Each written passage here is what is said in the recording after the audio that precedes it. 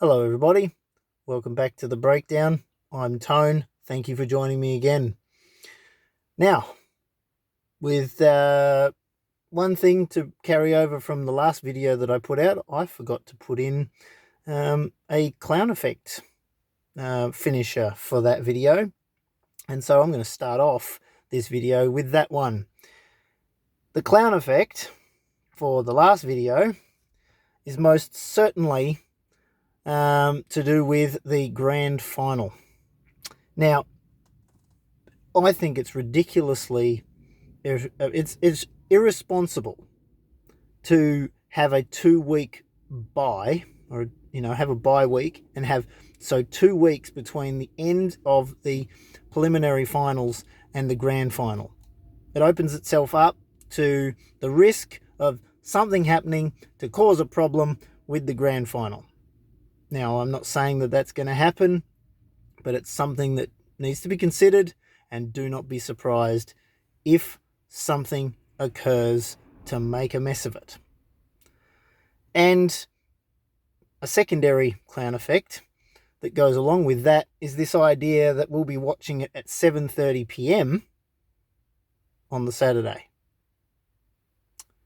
They're having it at 5:30 p.m. their time. So it's a twilight match for them. Here, what time is it going to be finishing? Anyway, I think they're both clown effect events. That's just ridiculous how they're handling that, and I have no idea who came up with that idea. Have a bye week in between, and then have this sort of time for the majority of the country to be watching the grand final. Anyway, I forgot to add that in at the end of my previous video, so hopefully that makes up for it. Now, I've got plenty to talk about in this video. Boy, and where to start? That's going to be the challenge for tonight. Let's just have a look here.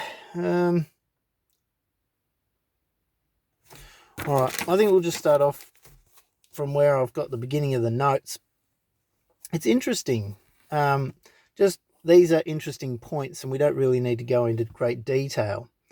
But Sydney Airport is the only airport in Australia that is listed on the stock exchange. And at the moment, well, in the last little while, and still currently, it's been receiving offers. So the business itself has been offered however much per share. Private buyers want to buy it.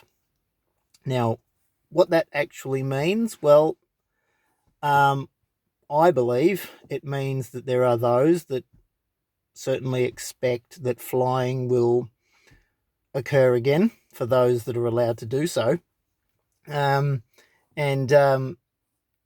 This particular offer, the latest offer for Sydney Airport, has been by a super fund. Now, I didn't catch the name of the super fund, and it may have been a group of super funds putting in a bid.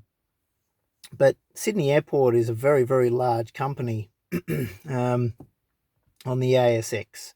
It's the only listed one, only airport that's listed. So I just wanted to cover that. Just so you're aware, also, a lot of studies are being conducted at the moment to measure the effects of the lockdowns on various age groups in Melbourne. Now, the data that they gather from that, I mean, remember I've said many times that Melbourne is the beta test for the entire world. Everything happened here first, and that continues to be the case. And so now they've got tests or studies are being conducted to measure how the beta test is going. Of course, that's not how they talk about it, but that's exactly what's going on. And then there was also some references a couple of days ago, because it's been a little while since I've done a video, but parents they've done a study, they've done done a polling, I guess, of some parents who are doing it pretty tough out there trying to teach the children. And I don't know whether we could put this as a clown effect, but the person that was talking about this on the radio said that parents were never meant to be teachers. And so therefore, but it was a blanket statement, the way that she said it, because she used references like parents don't have the patience to do this kind of thing. They were never meant to be teachers. Now, I think that's a load of rubbish. Teaching should start at home, and the parents should be the instigator of that teaching. Teachers teach specific things and everything like that, but parents are supposed to be patient, and they're most certainly teachers. If kids aren't learning from their parents how to live and how to do basic things, then their attendance and their attention span and everything like that at school is going to be deeply impacted. So I understand that it's very different for children that have already been in the schooling system and parents are not qualified teachers. But to say that parents were never meant to be teachers because they don't have the patience for it, yeah, I didn't really like that. I thought that was pretty out there. Now, what I wanted to also talk about. Police. Now, I didn't catch exactly where they said this was occurring, but it's in Melbourne. Today there was quite a number of callers that called up on the radio talking about police presence. A huge contingent of police at this particular area. I believe it was towards the northeast, but I could be wrong. I didn't catch the suburb name. But these callers were clearly annoyed and bothered, and they spoke of it as seeming very intimidating. They referred to it as intimidating tactics. And so police in great numbers on horseback. So they had a whole heap of horse floats all not that far away, and then they've all got on their horses and they've been riding around this shopping centre. And all of the people that are present there are just doing the shopping. Again, this is anecdotal because it's just callers calling up, but there were more than one caller. There was more than one caller that called up to say the exact same thing over a period of about an hour. So, yeah. And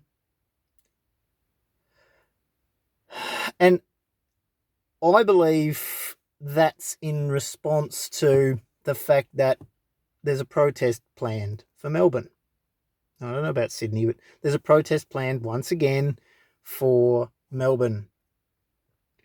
And police have been talking in the last couple of days also about making preparations. They're preparing themselves to ensure that this protest does not go ahead. And the links have been made between this police action. They're making a show of strength. Look, these are the numbers we've got available for this coming weekend. Do you see us?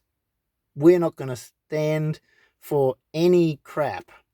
We're going to deal with it. We're going to nip it in the bud real hard. And there they are. But they're doing this and making some people feel a little bit uncomfortable. And I made reference to what I witnessed on a smaller scale at the McDonald's. And in a previous video also what was happening at that beach. So I understand the police's position and I understand their take on it. and what they're trying to enforce. I understand that. And I've also been very, very clear about what I think about the protests or protesting in general, but this particular protest, I've been very clear about what I think about that. But I can understand those that are sort of caught in the middle, where they're not going to be going to any of these protests, and yet here they are completely surrounded by police on horseback. You know, the cavalry has arrived to make sure that shoppers are shopping correctly. It's not even curfew time at that time. It's the middle of the day. So, interesting times we live in. Now, I just want to perhaps talk about this protest again. And I think I might even throw this video, if I can find a Facebook page or Facebook pages that are to do with this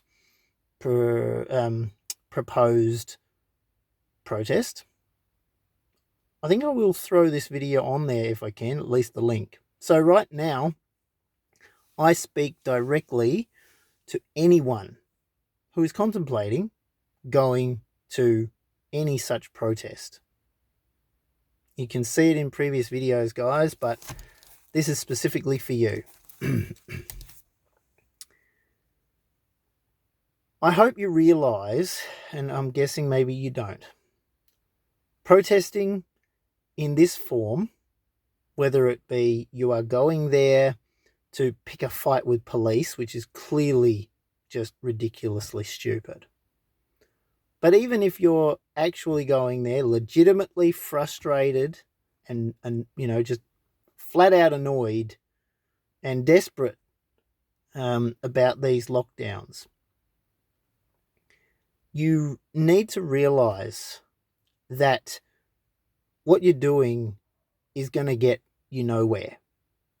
Now, I understand the motivation behind it, but it's not going to do any good. These protests have already occurred a few times. They've clearly done nothing. Now, I've spoken plenty of times, and just a little bit after this segment, I'm going to lead into some more information about what I want to cover to help you understand the best way to make your protest known. But going and clashing with police, or being in the vicinity of where police are clashing with civilians, does nothing to work for the positive effect of your cause. It does absolutely nothing. It's not going to work. It clearly doesn't. And there are people in society that are fed up with it because the media allows them, they twist it. They twist what you're doing to make it look like you're the bad guys. Okay? Now, there are a select few that are going there to pick a fight, but the majority actually are just desperate and want to be heard. Okay? I get that. I really do. But the media is grabbing a hold of it, and they're using it against you with full force. They're lumping you in together. They're saying that you're all part of the same movement, and it's unacceptable, right? And then you've got people calling up that have listened far too much to the media and are saying because these protests continue to occur, we aren't being able to open up, which is rubbish. It might contribute the tiniest percentage about why. But even if all of you did stop protesting in this way, we would still be in lockdown. So, but because these protests keep going ahead, they're using that against you. It's really not doing anyone any favors, especially yourselves. So, don't go to the protest on the weekend.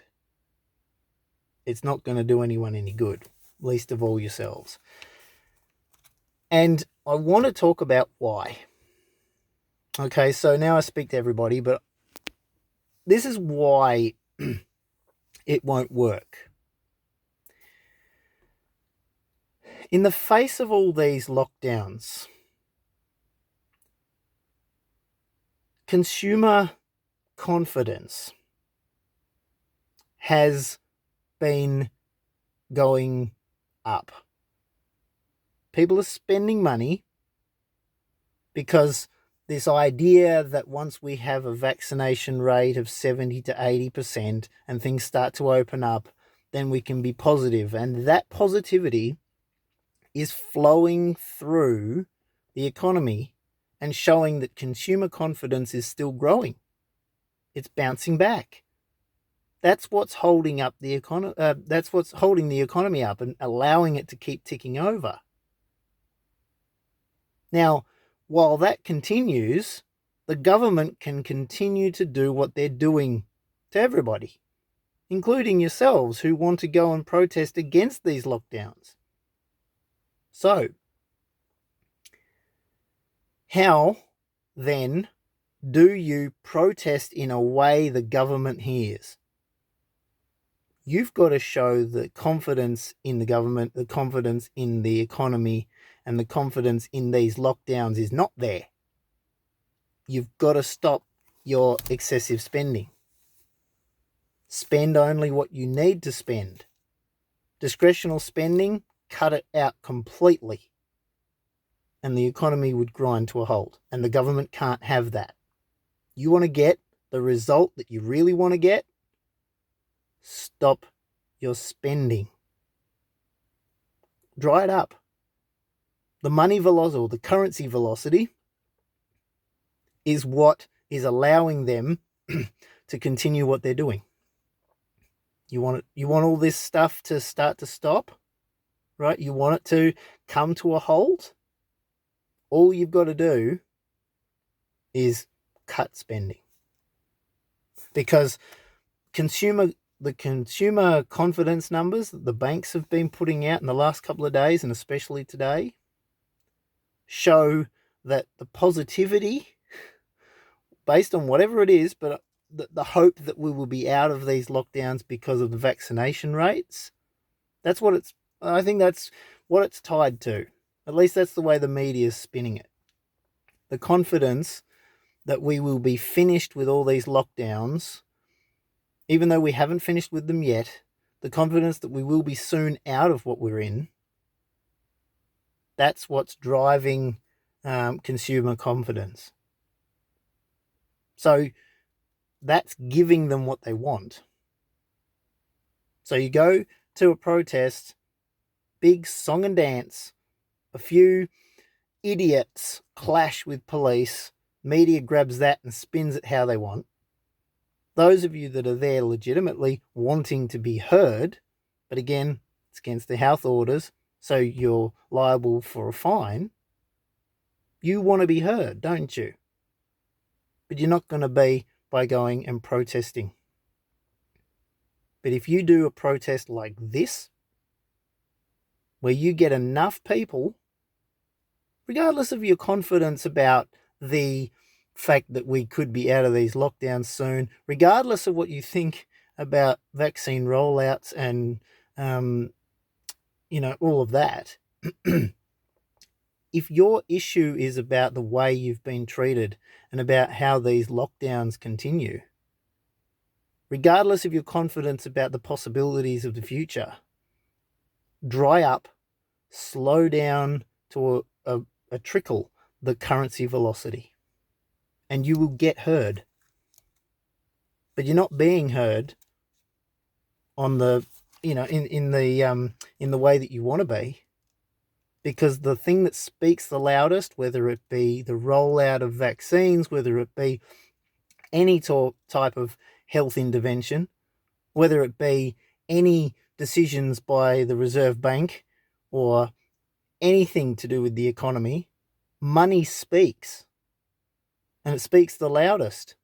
You follow the money and you'll know why things are occurring. And that's really where you need to start. Everything else, it's not going to have any effect on what you're trying to achieve if you're really truly wanting to protest this stuff. Now, no one's talking about this. I've heard a couple of people, that have been talking about this on YouTube, but no one on a large scale or a large number of people are even talking about this stuff. And this is the only way to get what you want, to get the result you want, the result you need. And the more people who understand this and the more people that do this, you'll get the result. So consumer confidence also is flowing through into the property market. I'll change tack a little bit. And there's been some talk about the Reserve Bank not having anything to do with, or not wanting to have anything to do with, the housing market. The head of the Reserve Bank of Australia has said that interest rates relating to the price of housing is not on their agenda. And that's right. I mean, they don't want to worry about rates in relation to the property market. They've got a far larger agenda, because they're absorbing a lot of the brand new currency flowing out of the Federal Reserve, for one. It's got to go somewhere. We're getting it, and it's being pumped into the system at 0.1%. Now, if that has a hugely positive effect on the housing prices, well, that's not on their agenda. They don't care about that, because that's where some of this brand new currency is going, and they need it to continue, because there's a much bigger story at play than than our housing market. Now, I know our housing market is huge, a huge portion of our economy, and a housing price crash would just decimate our economy and our GDP. I know that, and they know that, but that's not going to occur while this currency just keeps flowing into our country. It's got to have somewhere to go. And businesses are dying left, right, and centre. So the currency goes in and it pushes up housing prices almost 20% annually, measured on an average over Sydney and Melbourne, which is crazy price increase. But it's because of all the new currency that's come into play. The value of everything in terms of what it actually is worth hasn't gone up. The amount of currency available to buy it has gone up. And it's got to go somewhere. Like I said, businesses are dying, but consumer confidence is up and interest rates are super low, allowing the new currency to flood into the system. But here's the kicker. If you haven't already noticed, you're going to notice soon. The price of what you pay compared to your wages isn't just going to be noticeable in housing. The amount of money that you're going to have to spend, or the amount of currency you're going to have to spend to pay for bills, to pay for food, is going to skyrocket. And I've already seen the effects that's occurring. If you haven't noticed, I dare say you're going to fairly soon, because couple that with the inability of anyone to be able to work, and government stimulus into the economy to individuals has all but dried up. Some businesses are still getting something. That gap is going to grow, and it's going to become very, very noticeable. And I've already spoken in previous videos. If you haven't been following, you can check back in some of those where I've discussed some of the ways you can protect yourself from the inflation that is already in play and most certainly will become more evident. So just bear all that in mind. We're heading to some interesting times. And I just wonder how far this housing price boom can continue before we see a halt in it. Yeah, so I think that's really all I wanted to cover. The final thing for tonight is most certainly council related, not government related, but it's the clown effect for today. Now, if you haven't already heard in the news, Maribyrnong Council here in Melbourne, they want to look into the growing of medicinal cannabis to try and boost their coffers. That's what they want to do. They want to start looking into growing medical cannabis. And some of the stuff that I've been hearing, there's another council that has made it a part of their agenda to do what they can to work against nuclear weapons in the world. Now, this is going to be a little bit sharp, but council is not government. I've got sick and tired of hearing about this idea that there's 3 tiers of government. You know, we've got federal and then we've got state, and then they're like, oh, councils, local councils. Sure, they're voted in, but their job is what? Rates, rubbish, roads. That's about it. That's what they're supposed to be taking care of. And here there's overreach by these councils sort of suggesting that, oh, we might branch into medical cannabis and let's stand up for the denuclearization of the world. Yeah, so that is most definitely the clown effect for today. Councils pretending to be government and pretending that they've got any sort of clout in something as these 2 issues. I mean, wow.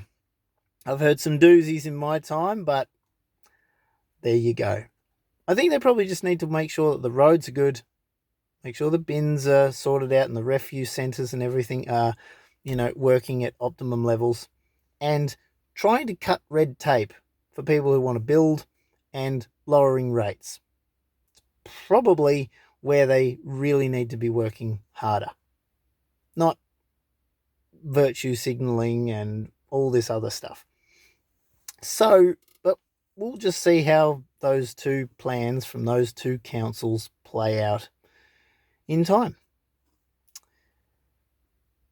Anyway, guys, thank you very much. I sort of wanted to use this video to look at some other broader issues rather than focusing in on the last few videos have all been sort of centered in on a main topic. This stuff, it's all related.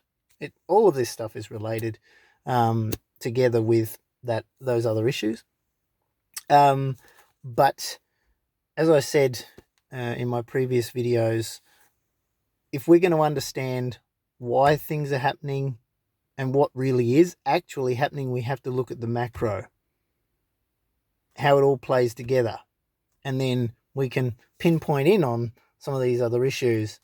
And then only then we can start to break it down into the pieces and focus in on the smaller things that make up the whole so that we can understand the whole picture a whole lot better. Well, that's what we've got to do. If we want to understand what's really going on, that's the only way that it works. You've got to be able to do that. So that's my encouragement to you, and that's why I've shared these things, because they're all connected. And just checking. Oh, yep, I've covered everything that I wanted to cover in this video. There was a lot of stuff in there, and I just realized we've been going half an hour. Should have said grab a Milo or grab a coffee. Never mind. Thank you for joining me, guys. I really do appreciate it. You can share this video far and as wide as you like. Especially please share it to anybody that you know that is likely to be motivated to go to the ridiculous protest that is planned on the weekend. It's not going to get anyone anywhere, and it's only going to be used against you. But there's one thing that you can do that they can't do anything about, and that's how you spend your currency. So just bear that in mind. But please share the video to anyone you want. If you've got any comments about what I've shared here, or you want me to delve in depth into any of these things a little bit more and focus on them rather than just sort of brush past them, then leave a comment, let me know. And yeah, thank you for joining me. I really do always appreciate it. I hope this stuff has been encouraging or enlightening to you. Let me know what you think in the comments. And until next time, please take care. Keep in touch with each other, because this lockdown that was going to go for 14 days or 7 days or 3 days has now gone for a month and a half, and it's not going to stop. It's just going to continue. So please keep connected with everybody. And until next time, take care. God bless. Bye for now.